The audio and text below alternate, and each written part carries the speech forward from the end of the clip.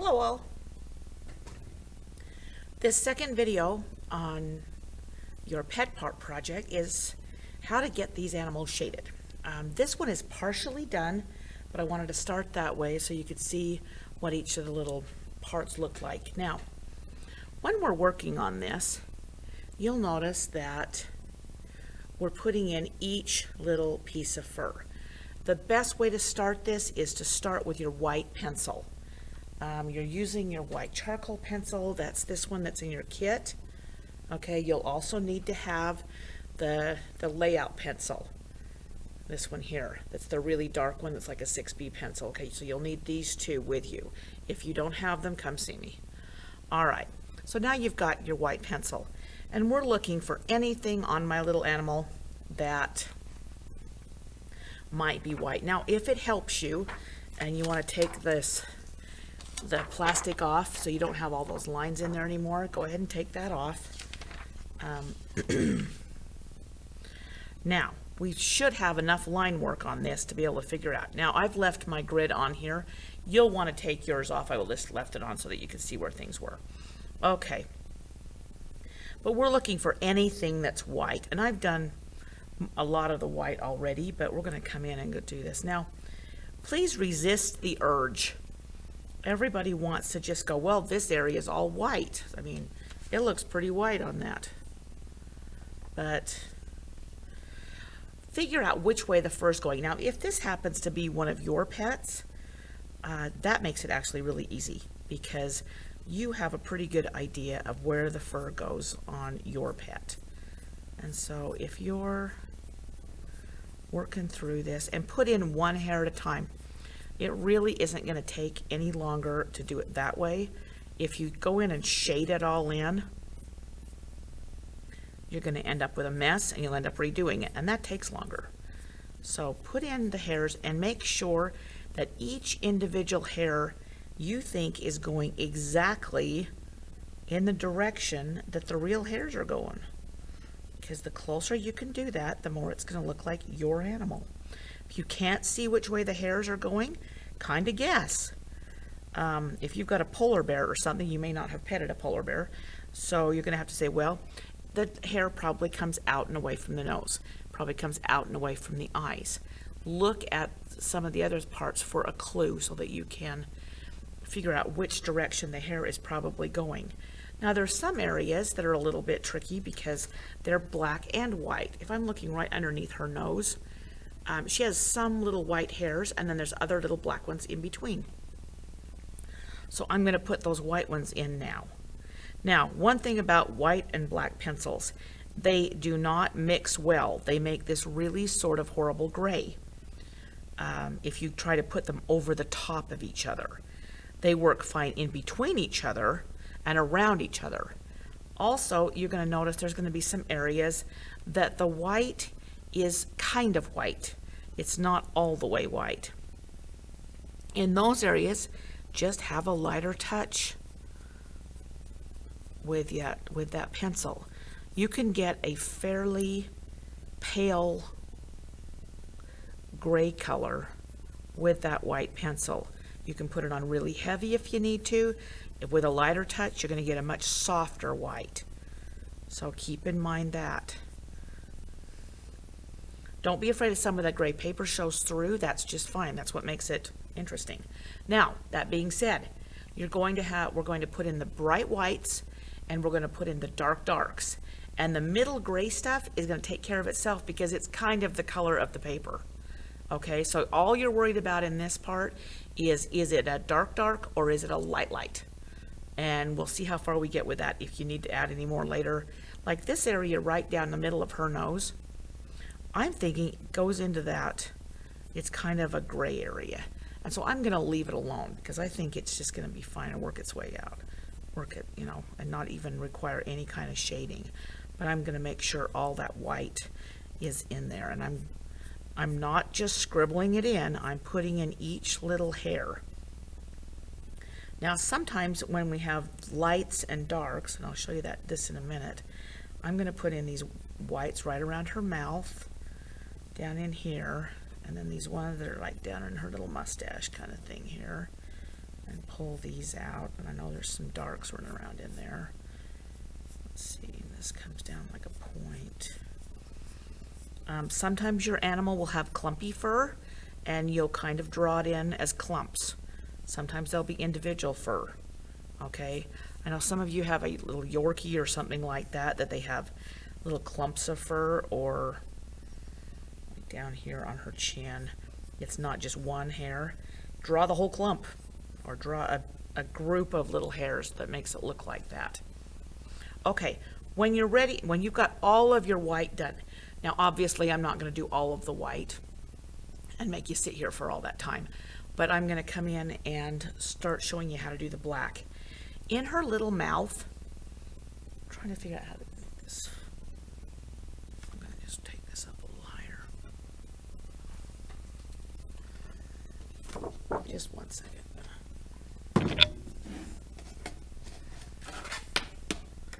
You need to be able to see this closer, so I'm just going to bring it up here because my camera's not zooming happily. All right, let's try this. Okay, where there's a little bit of white under her nose, and then her mouth is dark, and then there's a little bit of mustache stuff underneath that. But I need to go and put in the black, but it's kind of a solid, and I'm going to do what I call reverse fuzzies, which means you're going to kind of tuck some of those black lines up and between some of these white ones, so it looks like the white is even furrier. Okay. Try to resist the urge to draw lines around things. Then it ends up looking like a coloring book, and things don't look like coloring books in real life. So we're going to shade that in. I'm coming up between some of these white ones and doing kind of a reverse fuzzy. Then it ends up looking soft. All right, with her nose, she has a really dark shadow on her nose. So I'm going to bring that shadow down, looking at the shape of it. Now, her nose is not furry, and so I'm doing it kind of like leather in just little tiny strokes, almost like little crosshatchy strokes. Bringing that little shadow up, pulling this little shadow across here. I'm looking at the shape of the nostrils in her nose. Very seldom are the nostrils on any animal absolute circles. Don't just draw little holes. They're not little holes. They usually have some little dent in the side of the nose. Also look at that nose, because on almost all dogs especially, there's a top of a nose. This is the top of her nose, and then there's a front of her nose, and sometimes there's sides. They're almost built like little boxes, and so keep that in mind, that might be what the shape of that little nose is. I'm going to bring this in a little bit. Every once in a while you have a little thing going and you say, oh, I've got a little problem. So I'm going to come back in with my white pencil and correct my little problem here, because it should come in like this and come down like this, and that makes her nose look more like her nose. Okay, so you're going to patiently go through all of the white areas and draw each hair in individually, even if it's short. Some of you will have a very short-haired animal. I'm going to flip this over and show you a couple of techniques. All right, so if you've got an animal that has little tiny short hair, you're going to come in and make little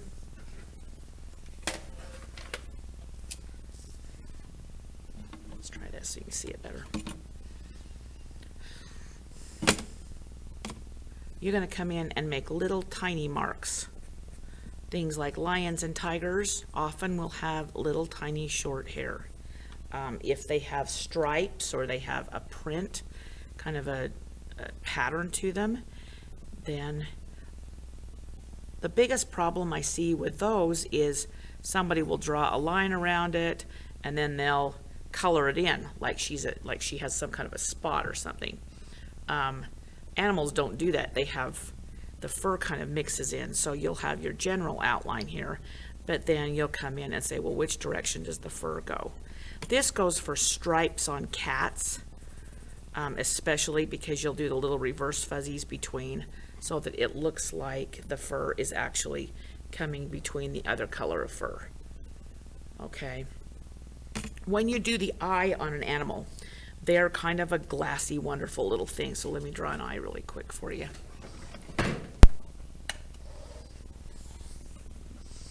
All right. Okay, so if we have, let me get this, and I'm just drawing on the back here. If I have an eye, and this is an animal, and we'll do my dog, and she's got, often animals you can't actually see the pupil. You can kind of see them, unless they have light eyes. Some dogs have light eyes too, or some animals have light eyes. And so I've got a general outline here.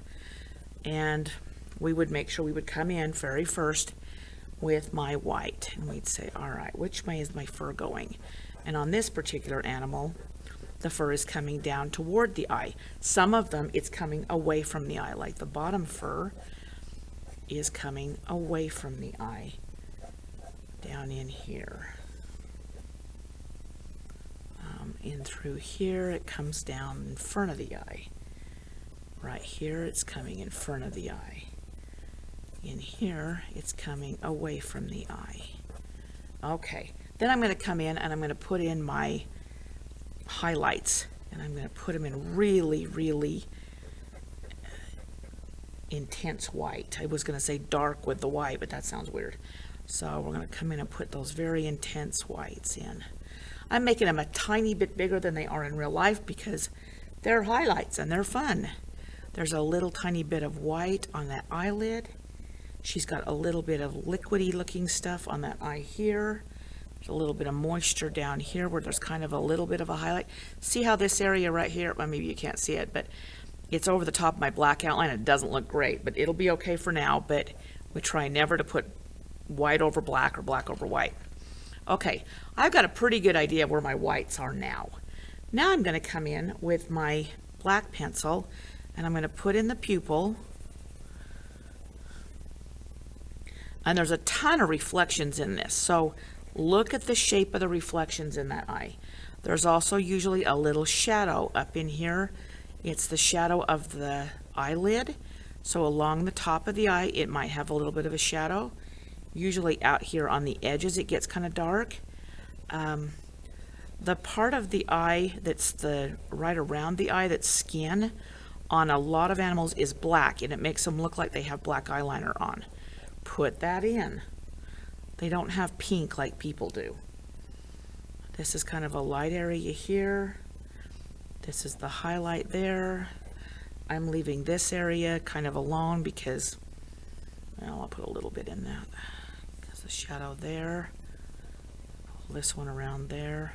I'm just looking at the shapes of the darks.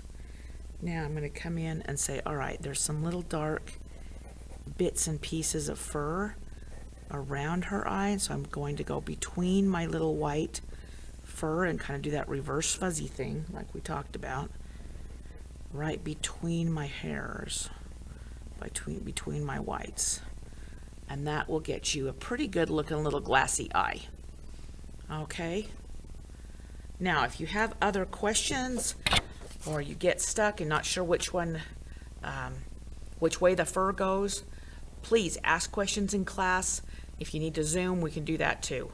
But definitely a couple of quick little reminders. Put all your whites in first. The bright whites, the middle whites, the light whites, whatever. Then come in and put in your darks. Put in the very, very, very dark stuff first.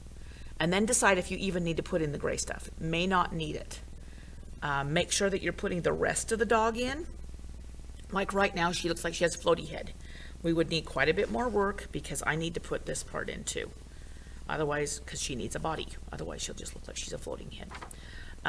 You pick whether or not you're putting in background stuff. I've decided not to put in things in the background here because I think that'll take away from her. So you decide what's going in here. Oh, one more little thing. When you're doing things like collars, look for things like highlights. Around her collar is this brilliant little highlight right around the edge of her little nameplate. And that would probably do almost as much because after I put in the black behind it, it's going to show up just fine. Try to resist the urge to outline anything. We're not outlined, normal things in life are not outlined. And so try not to outline them too much. Just put in the value that you think they are. All right, hope that helps.